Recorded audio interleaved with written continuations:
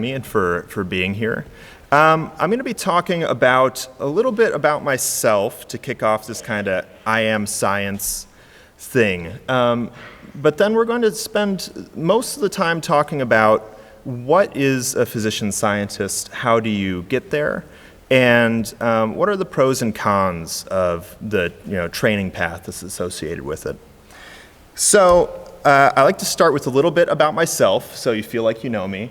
I'm from southern Indiana, moved around Indiana a little bit.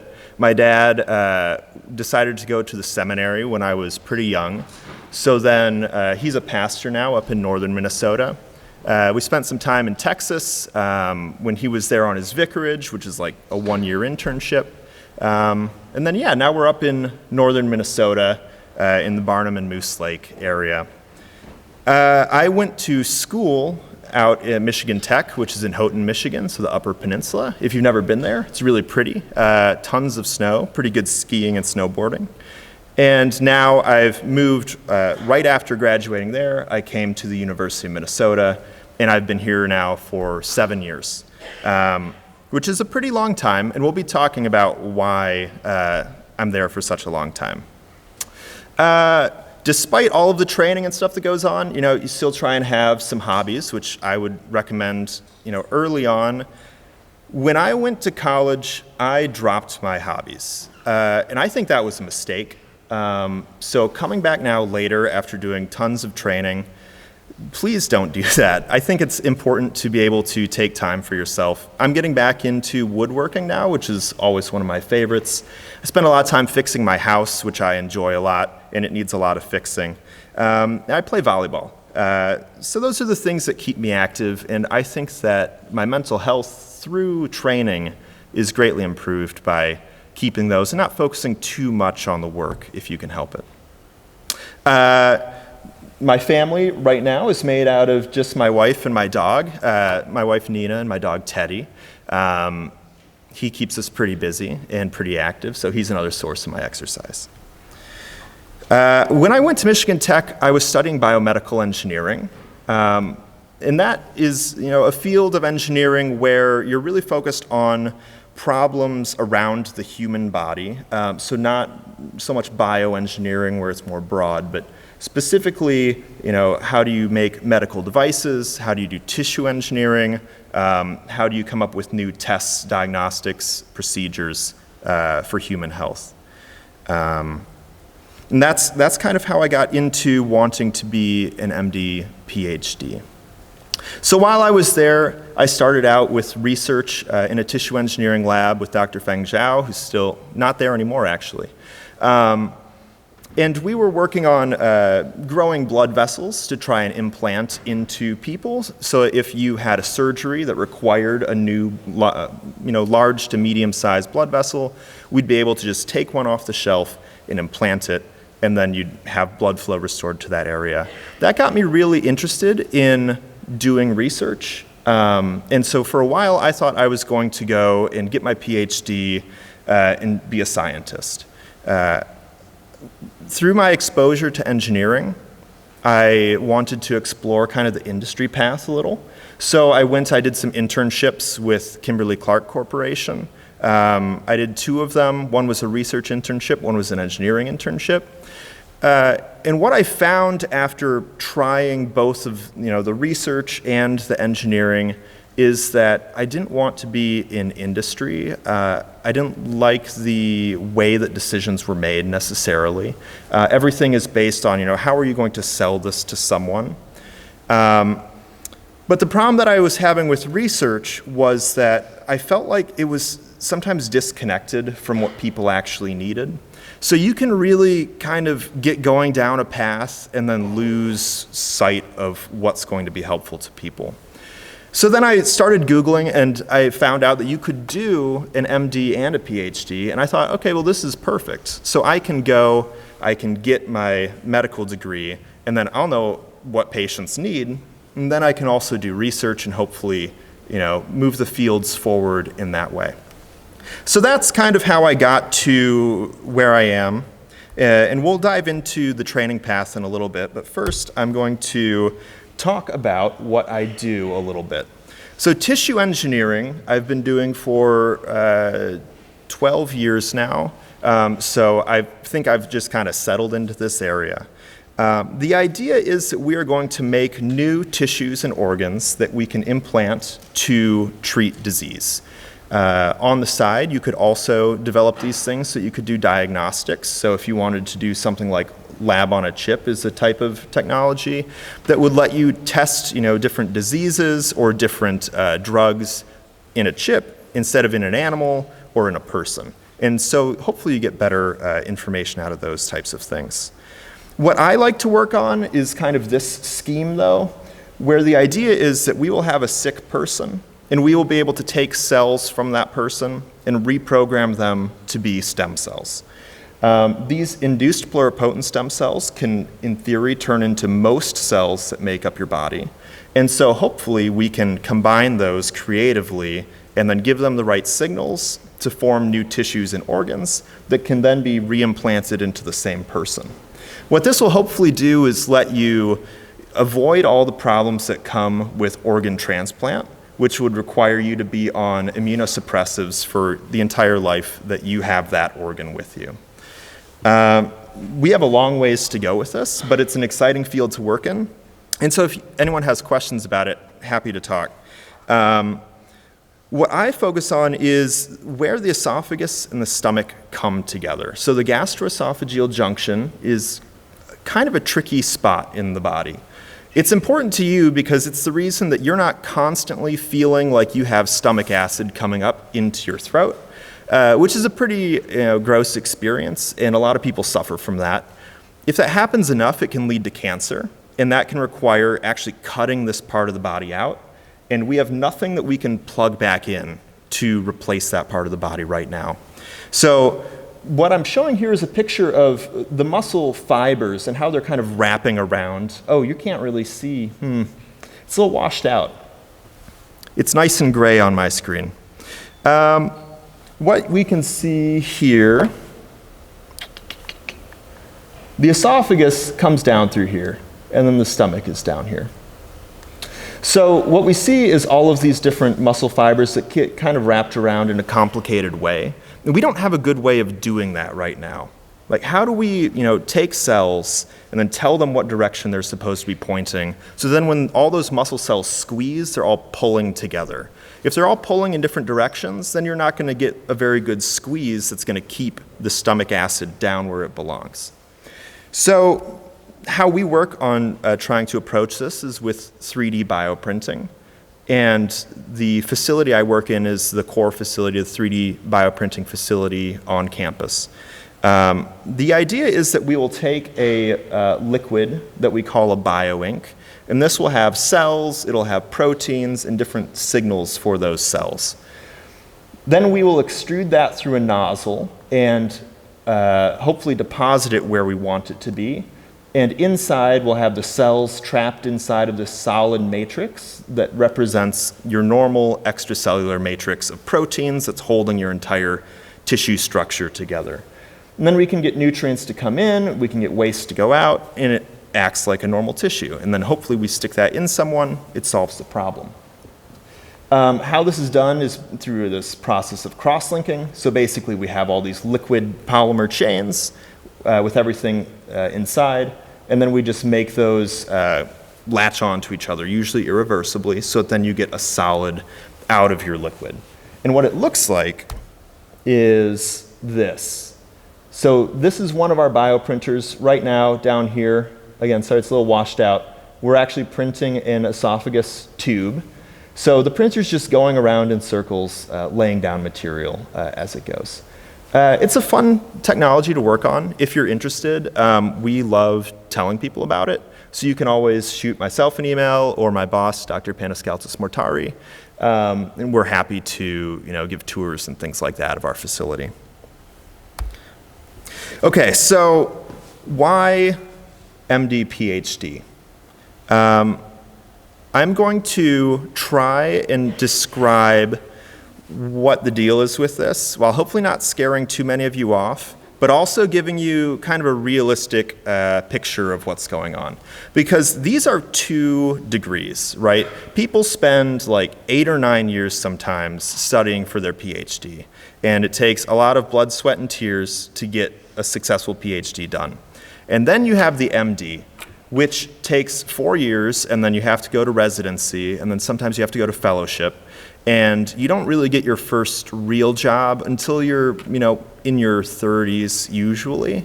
So why on earth would you want to put both of these things together? I'm going to say most people shouldn't do this. This is a bad idea, unless you fit, a certain number of criteria, I guess. But MDs, you've met them. They diagnose and treat patients. It's a fun job to do if you like working with people. You get to help them directly, which is a lot of fun. And you get to really feel like you are doing good for the world. PhDs, it's all about discovering and disseminating knowledge. So if you really care about knowing how something works, and you are not going to accept just kind of a hand-waving approach to understanding the world, then a PhD would be great for you. The MD PhD, don't think of it as doing 2 separate jobs. It's really combining parts of both jobs. Realistically, MDs and PhDs spend their entire lives full-time doing their job to the best of their ability. And it would be crazy to think that you are going to be as good a doctor as you could be if you were just an MD and only focusing on patient care, or just a PhD only focusing on research. But what the MD PhDs can do is bring these 2 worlds together. And that is a very important thing. When I, like I was talking about, got into my research, I felt like I just didn't know what patients wanted. And I felt like the project I was working on at the time was never going to be helpful to someone. I have a better perspective now that I've gone to medical school and know a little bit more about what we were working on. But there are a number of times where people will be able to identify a problem, but it's either the wrong problem or they don't have the background knowledge to know that the solution that comes to mind is not going to work. A really good example of this is in medical devices. So if you were going to try and build something and stick it inside of somebody, which is kind of what tissue engineering is, and you've never been in an operating room and you've never met a surgeon, it's going to be really hard to meet the criteria that they have, because they've got to care about keeping stuff sterile. They got to care about how easy it is to use. They don't want to do anything too crazy right off the bat. They're going to want to start with a much simpler version than what you're probably thinking of doing. If you know the background of both of these fields, you can take a lot of the challenges of communicating with other experts out of the equation. So now you get to hold all of those things in your head. You'll probably forget some of them because there's a lot to know, but that way you'll find that you can come up with solutions that are a lot more intuitive, and it's easier to get people on board with a lot sooner. So we talk a lot about bench to bedside, and I think that is the important tagline for this field. You're trying to take whatever scientists are doing and then figure out how you can move it into the clinic in a way that physicians are going to understand. All right, let's talk about how long this takes. This is an example of a path to get to an MD PhD, and it starts with undergrad, and that can take some time. I was an undergrad for 5 years, so then sticking this long process at the end is a little painful. But there was a lot of the soul searching I talked about earlier with getting into this whole field. Once you do that and you decide that you want to do an MD PhD, then you need to apply and get accepted.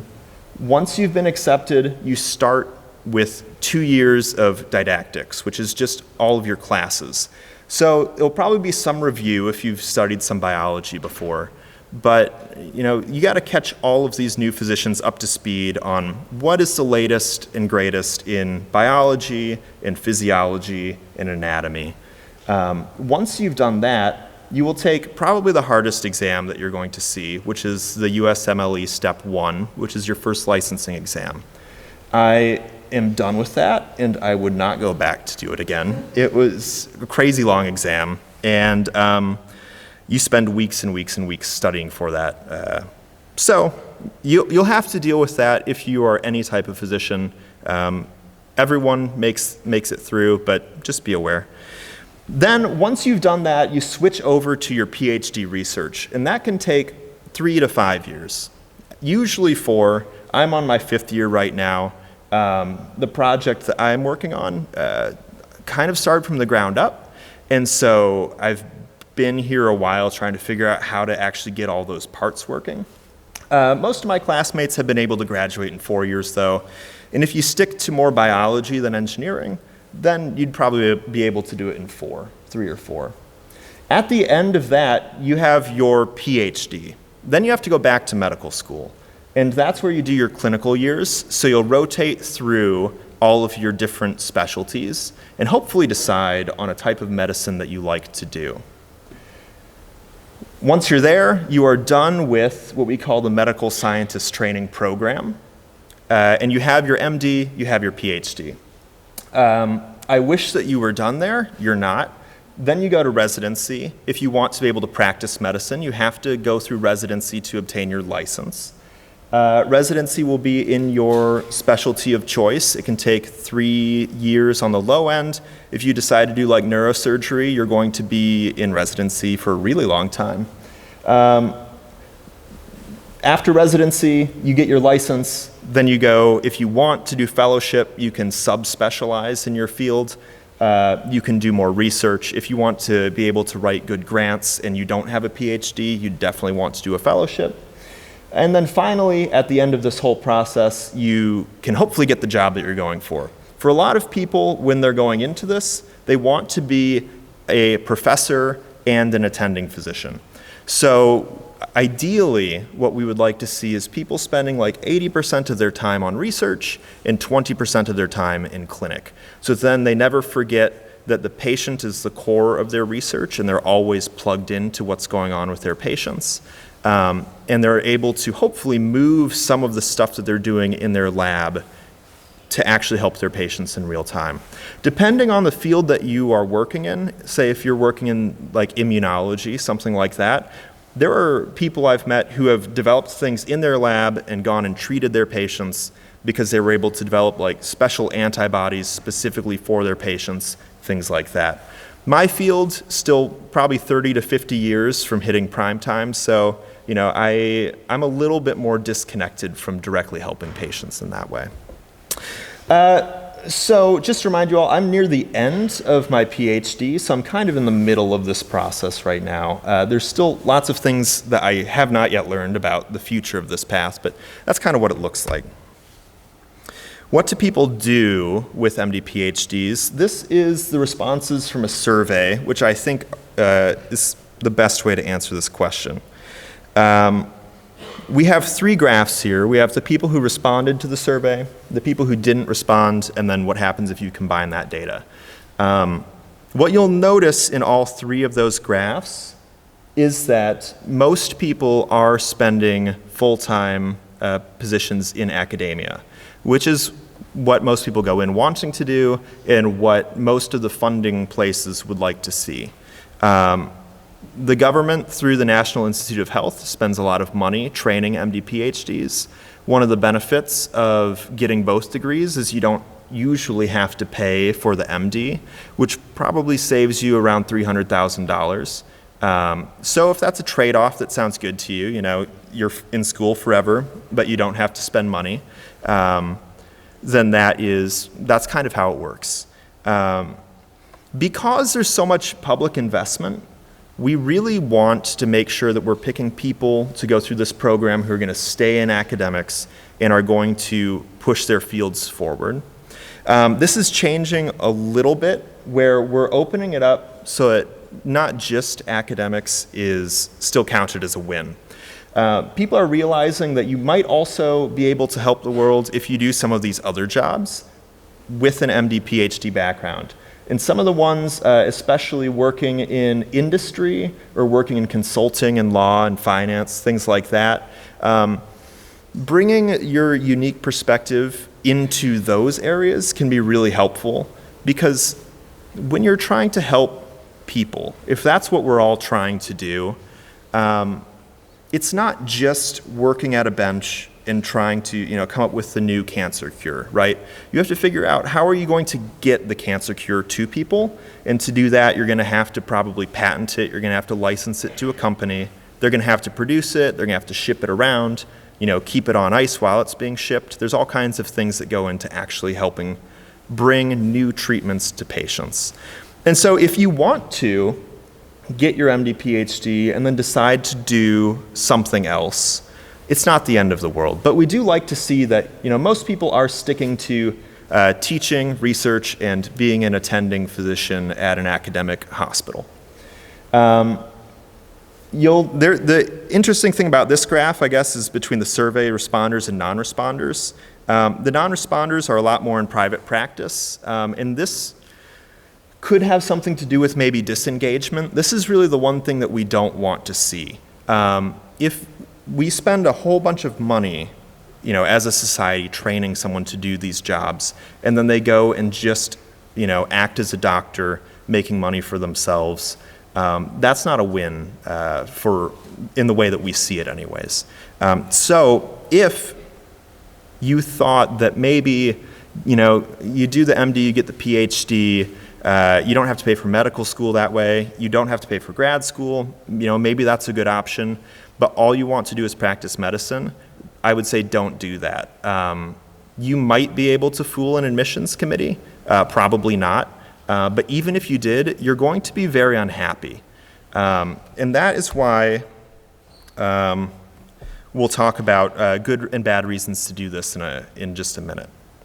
I want to show how I'm kind of tying everything together in terms of like early, mid, and late career. So, every year or so I change my mind about what I want to do. That's what happens when you have a training program that's this long.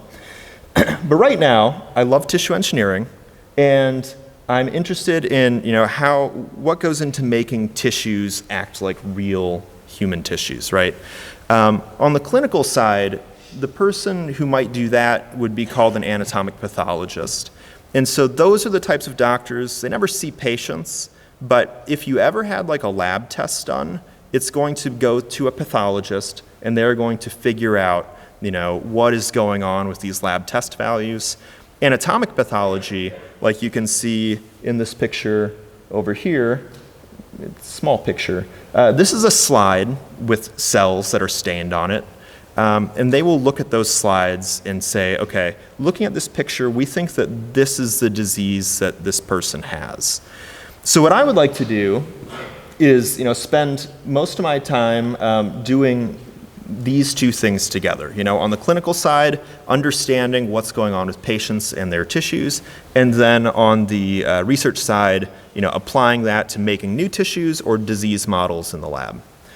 I think that this is a good way forward because it brings everything closely together, and it kind of goes with the whole bench to bedside kind of model.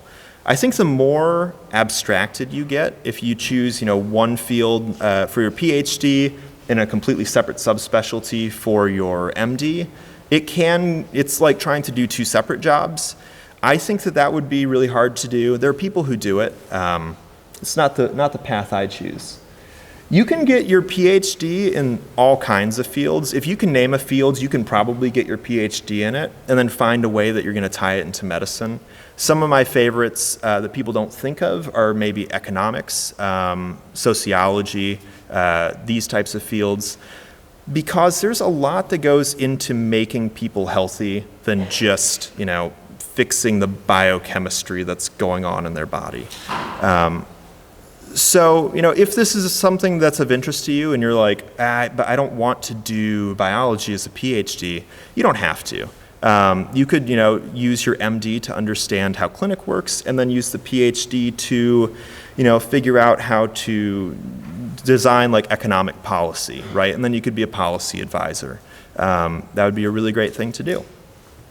All right, once I have been doing this for a while, I'm probably going to transition a little into startup and industry.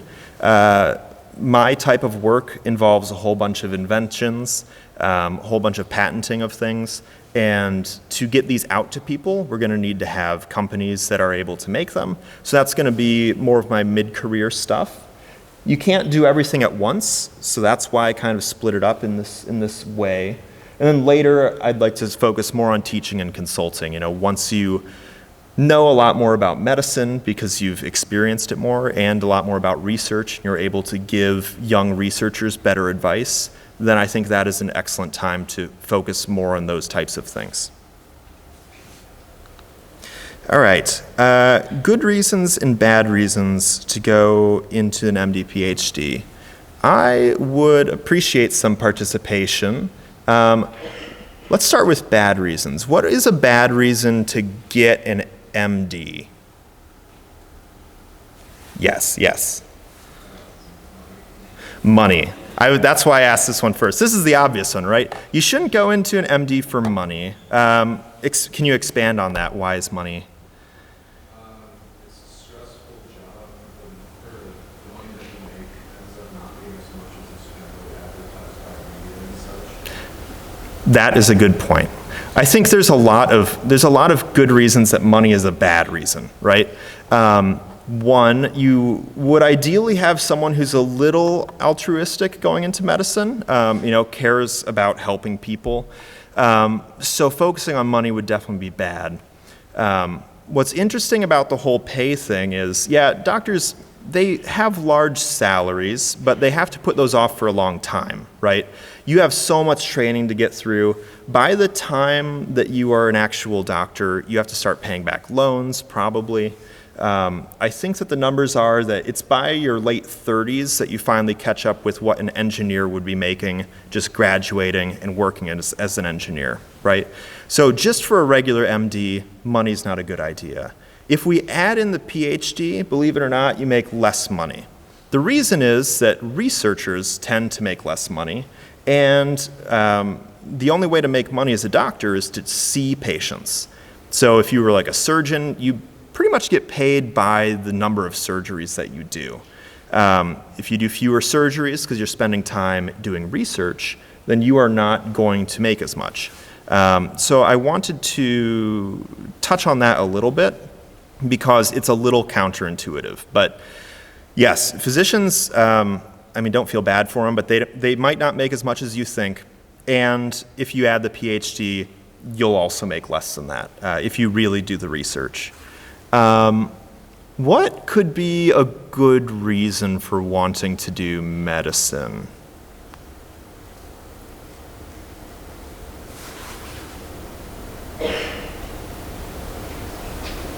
Yes.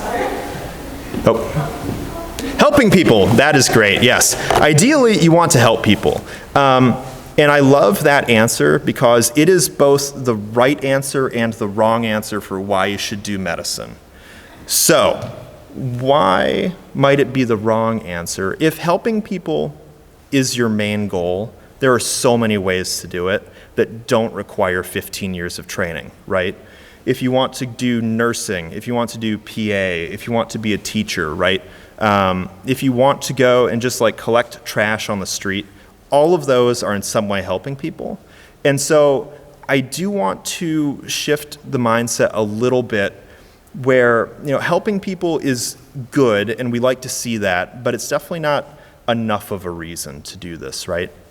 I would like to convince you that there's only one probably best reason to do an MD and a PhD together, and that's there's no other way to get what you want to get out of your career. Once you have listed all the things that you want to do and the reasons that you want to do them, and you've crossed out all the other job possibilities, then it's time to start thinking about MD, PhD. You can do research with just an MD. You will be limited a little bit because you're expected to do mostly clinical care, so you might have to fight for it a little bit more, but there are lots of MDs who do research. It tends to be more like epidemiological, focusing on, the health of populations or the health of their specific patients. Say you are an endocrinologist, you care about diabetes care, so you'll, do some studies on patients in your area who have diabetes, right? It can be done. It's difficult to get funding sometimes when you're just an MD because the PhDs are trained to write grants and you're going to be competing against them. With the PhD, you're not completely locked out of the clinic. You can work closely with an MD and answer a lot of your questions. If you have a good partner who you can work with, who is going to have the time to spend talking with you and answering your questions, and a lot of your questions are going to probably be like really basic, right? You're like, I don't know how an operating room works. Like, can I come and see surgeries, stuff like that. You can do really good research that applies directly to patients with just the PhD, right? I think that the only reason to do the MD PhD is if neither of those is going to get you all the way there. For me, I wanted to directly do patient care. I wanted to be involved with that. But more importantly, I wanted to do research that was going to be directly involved with that. After considering all those options, what worked out best for me was doing both degrees. It just made sense. I knew I was going to be in school for a long time no matter what I did. The 8 to 9 years of training before residency didn't scare me off, and so that sounded fine. But if you are, considering this type of a path, or I'll lump in MDs and PhDs as well. If you're considering any of these three paths, try to take maybe some of the emotion out of the decision when you're thinking through it, and spend time in your undergrad getting experiences that will let you know what this job is actually like. Because it would really be a problem if you went and you spent all of this time and all of this money and all of this effort, and then you hated your job. And that's really what we want to avoid doing. There were a couple years that I spent on the admissions committee for my program.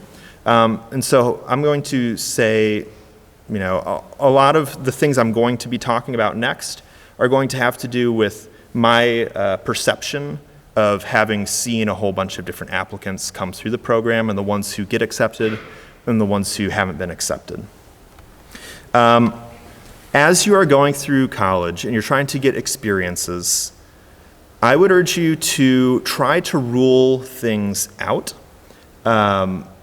So when I was, in my undergrad and I did research, I tried engineering at a company.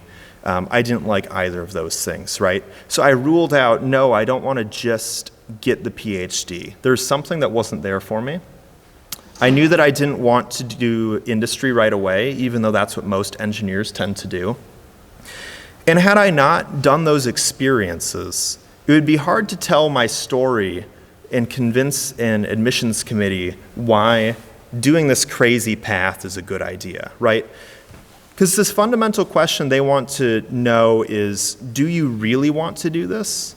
And the only way you're going to convince them is if you've first done a really good job of convincing yourself. So that's really the core message, I guess. There's all kinds of little things. We'll talk about how you might want to get started. If you want to do, this applies to really all three of the fields, MD, MD, PhD, and PhD. You'll probably want to center things around research, shadowing, and volunteering. For the PhD, research is probably more important. MD, PhD, research is pretty important. I would urge you to get involved in a lab, either here or somewhere else. There's lots of summer programs that you can do and you can apply for. So some of them are called like SURFs, Summer Undergraduate Research Fellowships. And you can, take it as an opportunity to go see a different part of the country and try doing research in a lab at a different university. I did that. That was a lot of fun. That will help you answer the question of, do you like research? At least a little bit. You'll spend time in a lab, see what that environment's like. You can ask the professors you're working with a whole bunch of questions. That would look good. On the shadowing side, if you're going to apply to MD or MD PhD, you're going to have seen what a clinic is like. It was hard during the worst parts of the pandemic. We weren't expecting a lot because we weren't letting students into clinics because of all of the problems associated with that. But now, things are getting easier. It's going to be expected again that you've seen what a clinic is like and that you spent time shadowing and asking physicians about their day jobs. So then you can get a really good idea of what that's involved with. The volunteering is tough in that you never know if you've done enough volunteering. And so I would say the point of volunteering is to show that you're willing to take your time and give it back to someone else. There's a lot with teaching if you're a PhD like professor or if you're an MD where you're expected to go above and beyond sometimes to either help people learn or to help people feel better. And if it feels like everything you're doing is just in it for yourself, that's going to maybe not demonstrate the things that you want to see. What's also nice about volunteering is you can, start to work leadership into there as well. For any of these advanced degrees, you're going to be expected to take on leadership positions eventually, and this would be a great place to show that. The two things I think people sometimes forget about and always need to be reminded of early on is recommendations and mentoring. So don't wait to find people to ask for advice. Sometimes, I would be like, do I really want to do this? Do I want to bother someone? I might not want to do an MD PhD. Should I really sign up for like a mentoring thing for that? You should. I mentor people all the time through the MD PhD like national program. And most of them don't become MD PhDs, and that's fine. I help them think through, what do they really want with their career? And some of them do, and they end up going on and have been accepted, and that's great. But start early, thinking about who you can ask for advice. Recommendations, this is the thing that is going to sneak up on you, because you have to get letters of recommendation to apply to almost anything. And it helps to just think about cultivating those relationships early. So through volunteering or research or shadowing, you're going to want to find people with expertise in the area that you're interested in studying. For me, I had to have some letters from MDs. I had to have some letters from PhDs. And luckily, through the work I'd been doing, I knew enough of them that I was able to get some good letters. But we spend a lot of time reading those letters of recommendation because they tell us a lot about how other people see you, not just how you would like us to see you. So, if you're early on in your undergrad career or, even nearing the end, it's never too early to start with those relationships. So then you can go later and say, hey, can you write me a really good letter of recommendation? Because these are competitive programs to get into. All right, that is enough of me droning on. If you would like to reach out to me, email's probably the best way. It's up there. Some of the things I've referenced are from these two papers that I have referenced here. And they're interesting reads. One of them by Dr. Brass is, he kind of helped to get the whole MD PhD thing revitalized a couple decades ago. And he wrote a great opinion piece called Is an MD PhD Right for Me? Advice on Becoming a Physician Scientist. It's a short paper and a good read. But yeah, that's all I have for you today. Happy to take any questions.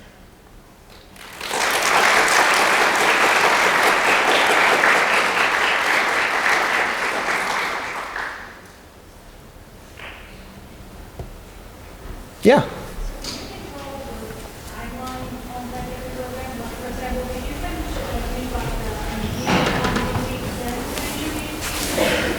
So you can. So the question is, how much control do you have over these pieces and when you do the different pieces in your timeline?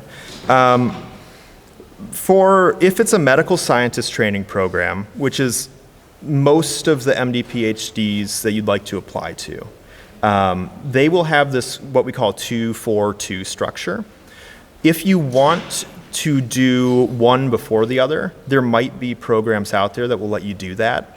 What's nice about this is it really helps to integrate everything together because, I don't remember a whole lot from my didactic years, When I was studying those years in medicine, that was 5 years ago now, and it's going to be some catching up before I go back into clinic.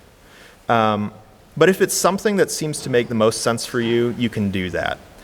I would say one really challenging thing would come to funding. If you decided to not do a program, then you would have to pay for an MD, and then you don't usually have to pay for a PhD. But the MD, if it's not part of one of these programs, is pretty expensive. And I would think it would be prohibitively expensive to do one and then the other in most cases. So is there any reason that you are asking about the shuffling?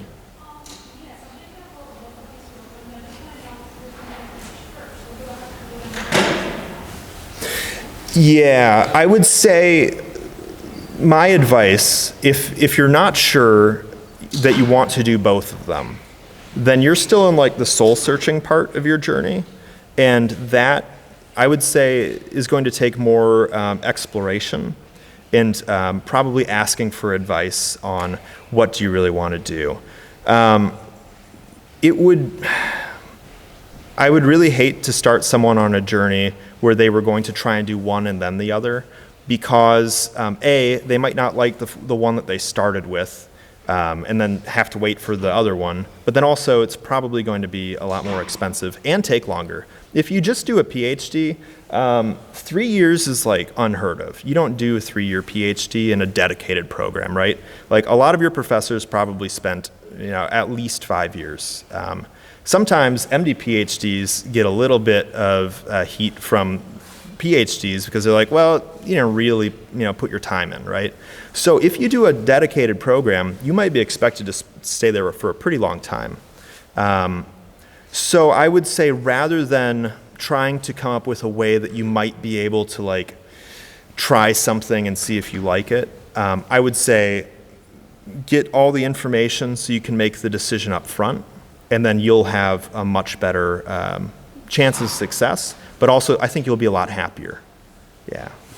Thanks for a great question. Any other questions?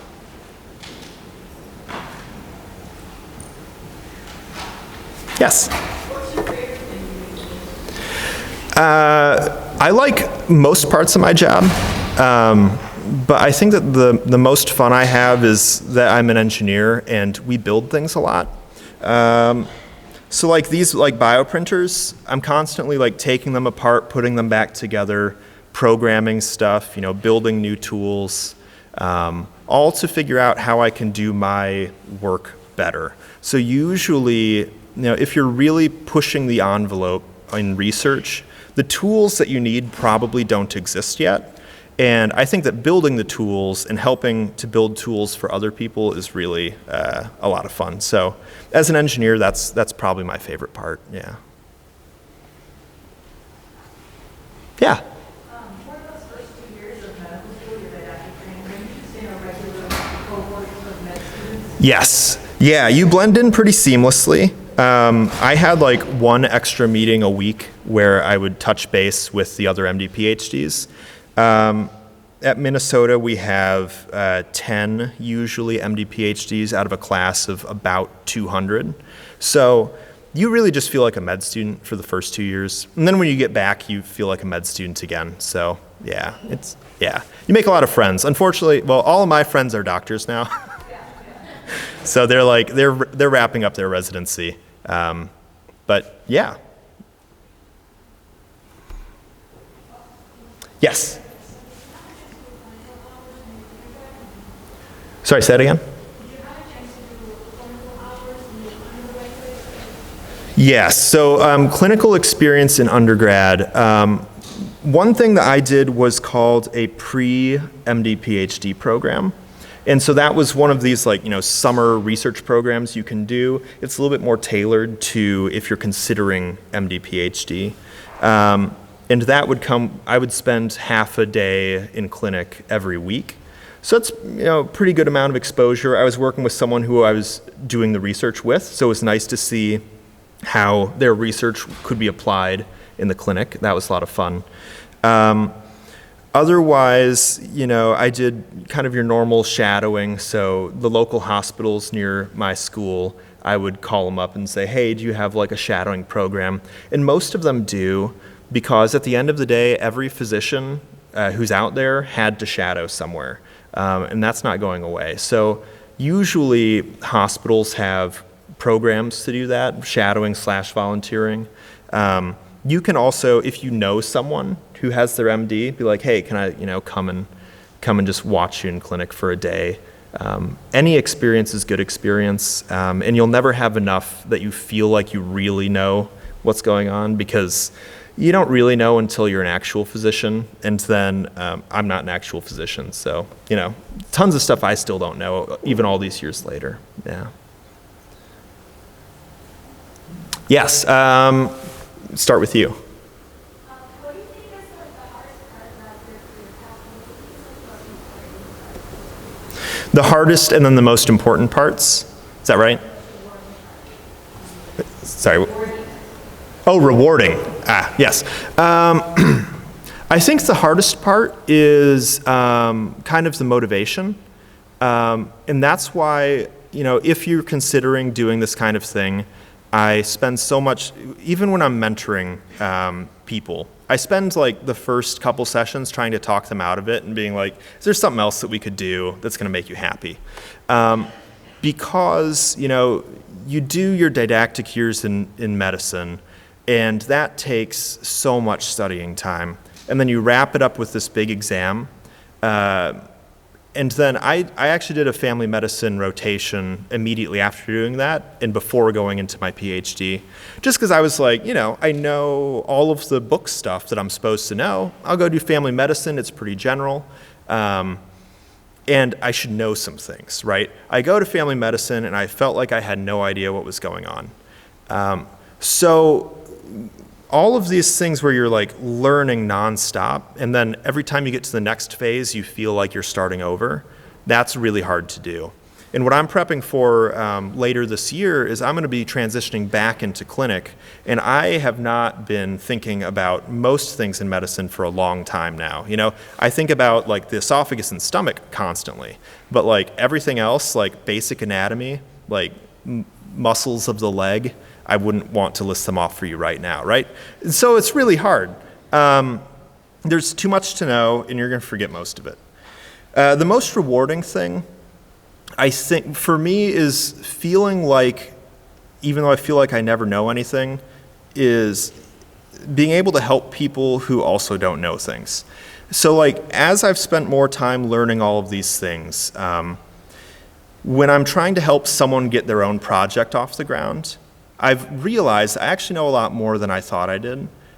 If it's someone coming from the medical side, I know a lot about how tissue engineering works, and I'm able to help guide them in what types of solutions should they start looking at first.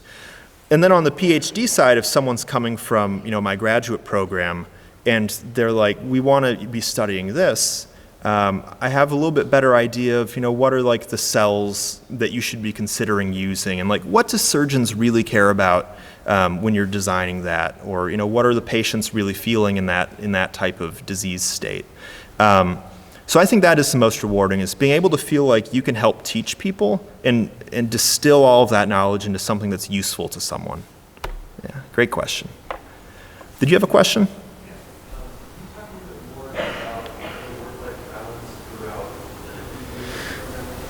Yeah, I started off working too hard, and I think it's a little unavoidable in the medical school part, because you have a pretty strict schedule of classes that you need to get to, exams that you need to take, You get pretty comfortable not doing very well on exams, and you also get pretty comfortable not feeling like you're terribly smart compared to other people in the room, and that can really contribute to a sense of anxiety, and that might make you work pretty hard. That's on top of the fact that you're actually really learning a lot of information, and so you have to work hard. I would say I did a very bad job of balancing things during my first 2 medical school years. Luckily, I made it out. I was pretty burned out at the end. In some ways, I'm still kind of recovering from not taking enough care of myself. But that's where I think the hobbies are important. So I did have friends who kept playing sports and stuff during, and I think that helps them a lot more. During the PhD, it's great, but it's also kind of a trap because you don't have a schedule anymore. So you're going to work as hard as you think you need to, or your boss is making you work. My boss is pretty lenient, and she gives me time and space to just explore things because I'm more creative when I'm given that. But you can run into this problem where you feel like you're not getting anything done, and then you have spurts of working way too hard, and then times where you're probably not working as hard as you should be. I think in that phase, it's really important to have small goals and a consistent schedule as much as possible, because it feels great when you get out of the first 2 years of med school. You're like, I can sleep in now. I can go into lab whenever I want. I can work from home most of the time, depending on the type of research you do. So I think in terms of work-life balance, you can set that a lot better during the PhD. Once you get back to the MD, you're back on their schedule. You do have empty blocks. So we use a block schedule where a block is basically a month, and you'll do different things for a month. You can shift them around as needed a little bit. But you'll have time for vacations and stuff like that. But when you are on surgery or something, you're working 60 hours. So, and that's as a student. That doesn't actually get better when you become a surgeon. Usually you work more. So I would say that's another reason that when you're considering this type of a path or either of the degrees separately, think through how much time people are actually spending at work and whether or not that's something that's going to work for you. I get kind of obsessed with what I work on, so usually it's fine.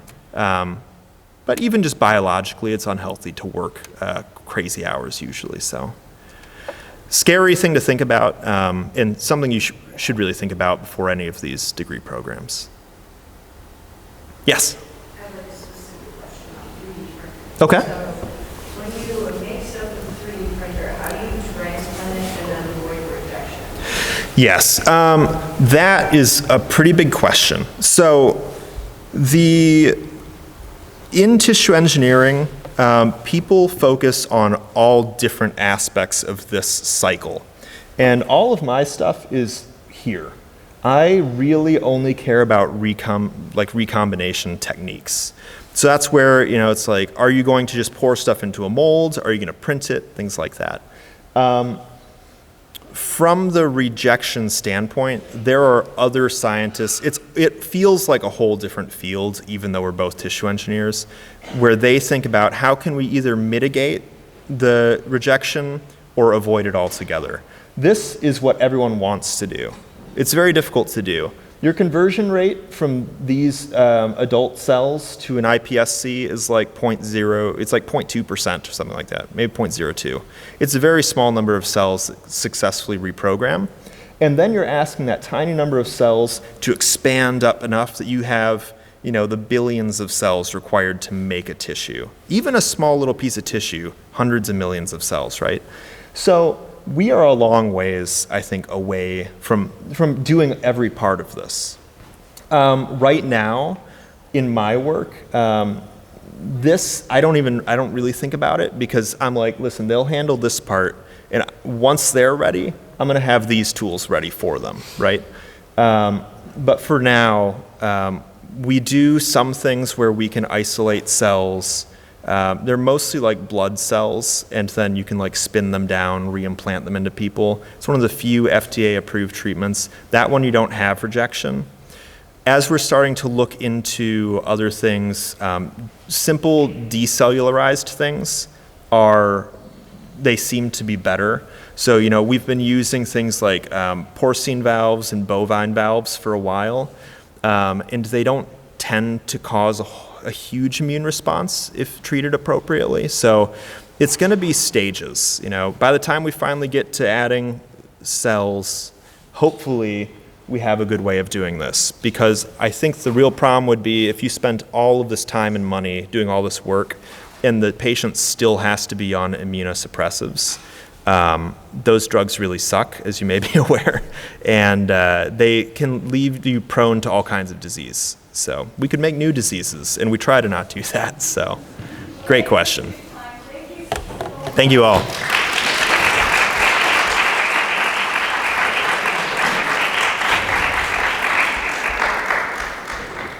I'll be sharing the contact info through Slack with your instructor, so if you're interested, Caleb himself, and you're interested in this path, definitely, reach out to me or